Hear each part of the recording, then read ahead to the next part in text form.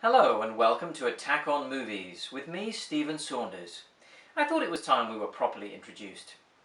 Jason Bourne is the fifth movie in the Bourne franchise, if you count the rather pointless sidequel starring Jeremy Renner, which I suppose we must. Yes, it's time for everyone's favourite brainwashed super assassin to come out of the shadows once again. So what's he been up to since plunging into the East River at the end of Ultimatum? Fighting, it would seem, for money. Because that's what lethal killers do when they go off the grid. It's a well-known fact.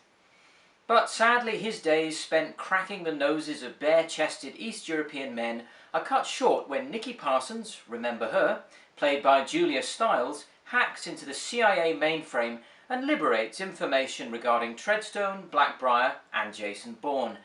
And so poor old Jason, who just wants a quiet life beating men called Sergei into a pulp, is pulled back in. We've just been hacked.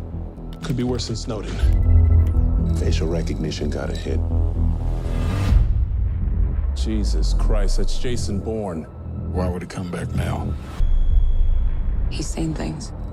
He knows things. What if he's not coming for us? What if it's something else? I volunteered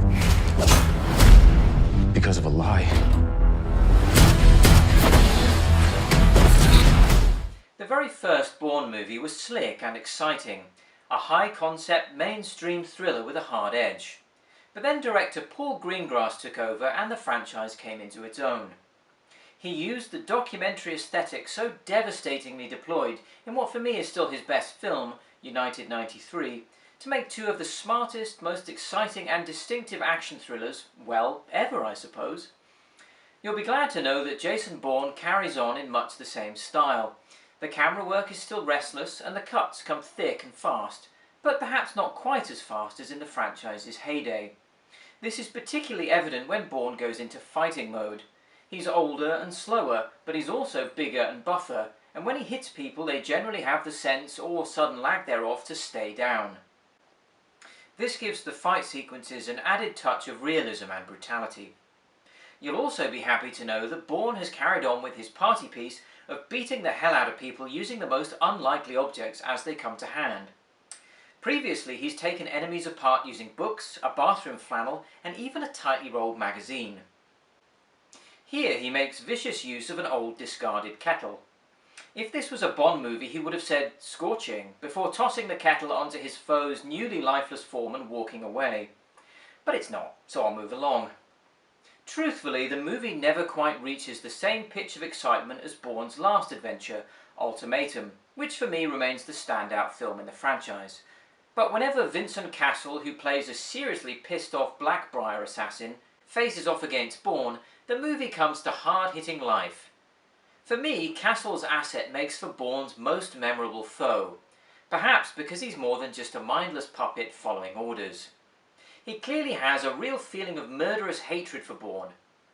Perhaps also it's because Cassel is very good at showing bitterness and rage. He just has that kind of face, and he makes a lot out of a limited role. For some, and to an extent me, this may all seem a bit too familiar, and that's particularly evident in the plot, which as usual involves a lot of people sitting, standing and striding about dimly lit rooms, staring at monitors and demanding that Bourne be killed toot sweet. There's also a subplot which involves the CIA's attempt to use a popular social media app for mass surveillance.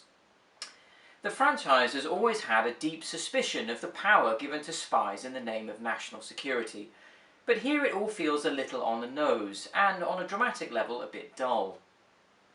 These days the CIA is led by Robert Dewey, played by Tommy Lee Jones with his usual deadpan charisma. But it's a performance we've seen so many times that it's hard to be especially impressed. Also, his eye bags are now so unbelievably heavy and so interesting to look at that they seriously threaten to upstage him. Alicia Vikander plays his subordinate and is perhaps the most sinister character in the film. She's youthful, pretty, with deep brown eyes that shift about as she looks for ways to further her own agenda. All ambition and no morals, she could easily be the escaped robot that Vikander played in Ex Machina, now successfully making her way in the world. Perhaps she is. Frustratingly, the film doesn't bring back Pamela Landy, played by Joan Allen in Supremacy and Ultimatum, and who brought those films a much needed, if somewhat conflicted, moral centre. It would just be nice to know what happened to her, beyond the hints given at the end of the Bourne legacy. Overall, Jason Bourne is a superior action thriller, but ultimately it can't live up to its supreme predecessors. Thank you for watching our review. Once again, we'd like to reward anyone who got this far with the chance to win £20 worth of Amazon vouchers and a £20 iTunes gift card. These prizes are just going to keep mounting up until someone claims them. All you have to do is subscribe to our YouTube channel and leave a comment. The winner will be selected at random and announced during our Suicide Squad review coming in about a week's time. So what did you think of Jason Bourne? Was it a welcome return, or do you wish he'd stayed in hiding? We look forward to hearing from you.